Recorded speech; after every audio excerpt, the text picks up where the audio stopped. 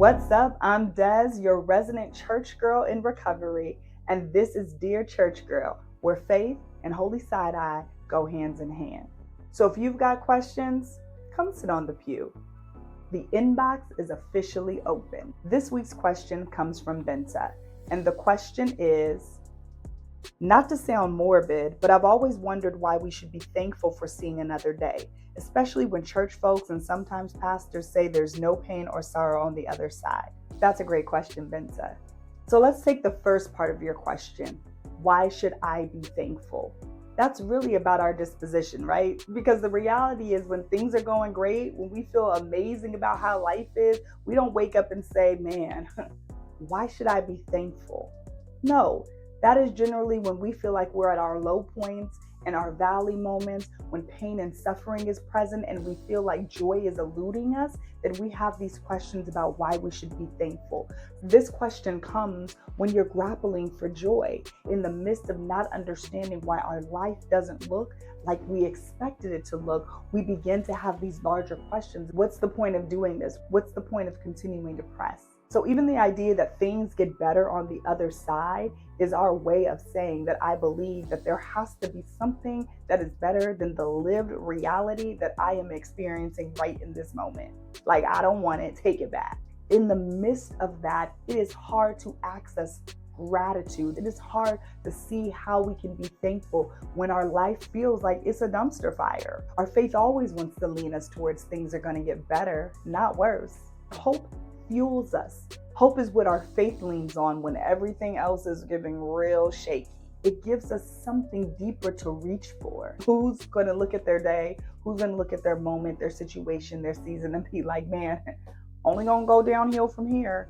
Like, nobody wants to do that. Even if we're thinking that it's going to get worse, we're not conditioned to think that it actually will. When you're asking this question, I think you're trying to find a way to be in relationship with God, even in the midst of your life showing up a particular way. So we ask these deep questions, hoping that we're going to get an answer that helps us to continue to press towards our faith. It's not just the question in and of itself, it's the fact that you also have this messaging that you may have been told, like there's no pain or sorrow on the other side. It's hard because when you have a certain title, pastor, preacher, deacon, or whatever, people oftentimes have the expectation that you are the subject matter expert on all things God. We are looking at you, looking at us in expectancy, and in the midst of looking at you, no one wants to say, I've got nothing that can speak to your pain right now. Even if it's honest, even if it's true, even if it's the right thing to say, no one wants to look at you in the face and tell you that, because that's not what you're expecting from us. There's a difference between intention and impact. Intention is how you mean something to come across, and impact is how it actually lands. So the intention is comfort, but the impact is often confusion. A lot of times you'll hear these things said when people are suffering. One of the ones that gets on my reserve nerve is when people say God needed them more. It's one of the churchy things that I hate that people say. God needed them more for what? Why? What could have God possibly needed them for more? Make it make sense. Make it make sense.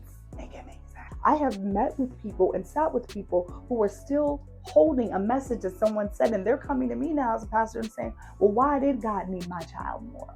Well, why did God need my uncle more?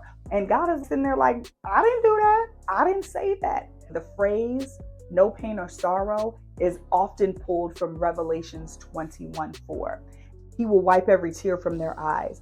Death will be no more. Mourning and crying and pain will be no more, for the first things have passed away. The book of Revelations is eschatological. That means that it is pointing to the end time. You know, like a few weeks ago where everybody thought that Jesus was going to return, if that was the real return, then that's what it would have been speaking to. But we're not even going to talk about end times because that's a whole other segment. But if you want to know about it, you can send me a question and I'll answer it. Over time, those types of phrases have become a spiritual shortcut, basically saying suffering doesn't last always, which is true. But it also teaches you to look for peace elsewhere instead of finding the purpose right here and right now. And that can unintentionally make life feel less sacred. Like the goal is to escape your pain rather than endure it and find purpose in the present. Here's what I want you to remember. Today is all that we have. And not even today, this moment is all that we have. Yesterday is gone and tomorrow is literally a construct, whether it's the tomorrow of your life or the tomorrow in the afterlife or wherever the life is, wherever the tomorrow is, it is a construct. It doesn't exist. All we have is this moment right now. And the gratitude, the thankfulness comes in knowing that if you woke up, then you have another opportunity to heal. You have another opportunity for things to turn around.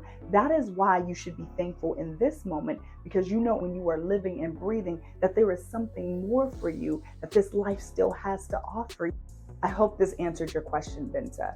And if you have more questions, you can hit me in the comments or you can hit me in the inbox. This has been Dear Church Girl. Thanks for joining me. And just a reminder, the inbox is officially open. So if you have a question that you'd like me to answer, you can email me at inbox@churchgirlinrecovery.com, or you can click the link to fill out the anonymous form. Don't forget to like, subscribe, and send this to a church girl who may need it. I'll see you next time on The Pew.